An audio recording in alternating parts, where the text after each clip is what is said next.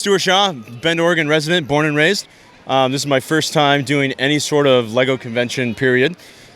This is Death Star Docking Bay 327 from A New Hope. Little few twists and turns, and some cool customizations going on here. This is the initial design from Jeff Miller back in 2013. I got a lot of cool Easter eggs going on. You've got all of the Old Republic commandos over here. You've got Boss, Sev, Scorch, and Fixer.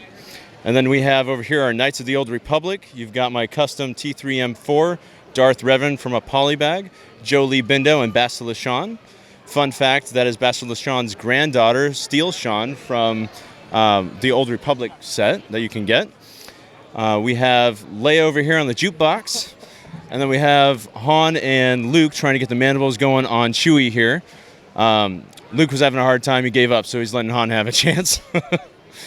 We've got Iconic's fight with Darth Vader and Obi-Wan here on the side. And then we have Steve from Minecraft hiding under the hangar down here. And then over on the other side, we have Emmett and Lucy being hauled away from the Falcon by Emperor Palpatine and Grand Moff Tarkin himself. This elevator is a custom design, actually cut out a part of this 3x4 piece of plywood to actually have that indented. That hangar elevator is actually what's holding the rest of the mock in place. It's in line with the rest of it, and that's holding it on board. We even have over here a custom Bend, Oregon figure from Dakota's Brick Shop in Bend. Dakota's a good buddy of mine. We actually came up here together. The walls are completely Jeff Miller's design. Again, the relay, elevator, and floor are completely my own design. Built in Bricklink Studio, and brought all the pieces on Bricklink, got them in, and put them on the mock.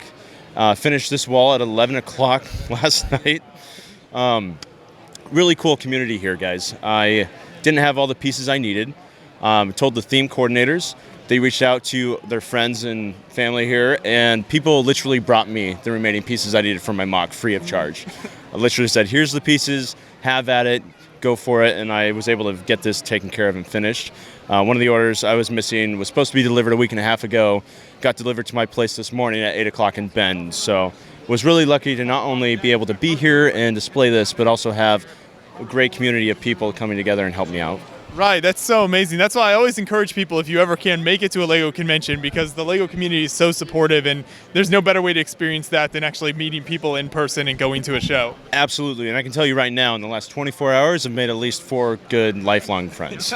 It's a great community, a lot of good people, really fun to see different designs and people moving stuff around. So it's really to see people's creative abilities, learning different techniques from other people. It's really fun. So you mentioned you worked on your portion of the build in Bricklink Studio. What was your experience like with that? Because I know there have been different kind of digital building programs over the years. Studio seems to be kind of the newest one that more people are using now, and they just had it with the whole AFOL Designer program. So what was did you find that simple to use, or what was that like? Well, I initially started in LEGO Digital Designer, LDD, because Jeff Miller's export of his initial design was in that format, and I was able to find that on Reddit. With the PDF instructions, so I was able to get that downloaded and work on it. But I was getting frustrated with LEGO Digital Designer. It's very hard to navigate. Their menus are terrible.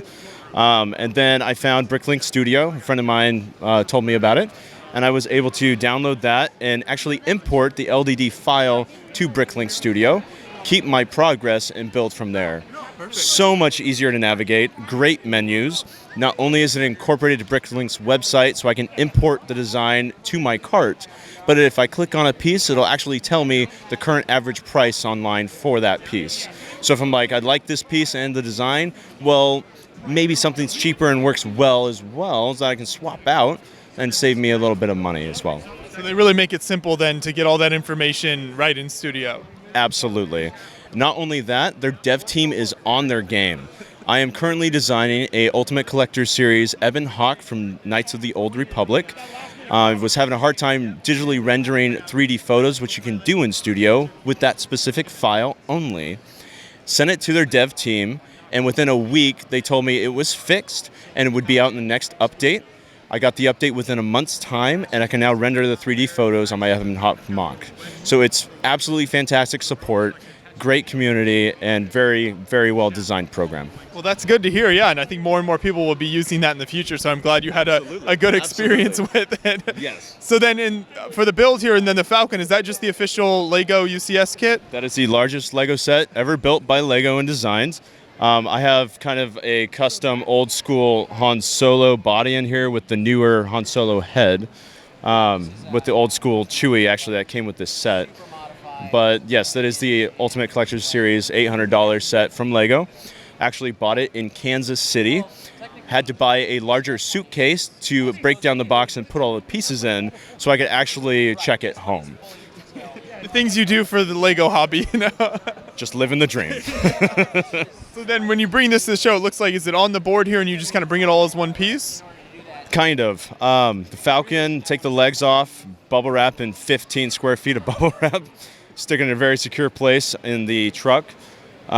This is the first time the wall's been fully built. Literally built it here on the show floor. Only had about 2 inches high up when I got here. So basically transported the floor on the piece of plywood. The hangar opening or the hangar door actually comes in on a giant tub like you would stick under your bed. Right. Just takes apart, throw it in there. That's pretty easy to put together. But this wall is kind of a nightmare to transport. So gonna try and figure out a good way to transport that home and get it kind of in one piece without having to break it down too much. Great work. I'm so glad you're enjoying your first time at Bricks Cascade here in your first LEGO show. Look forward to seeing more of your work in the future. Thank you. Absolutely appreciate it. Thank you for your time.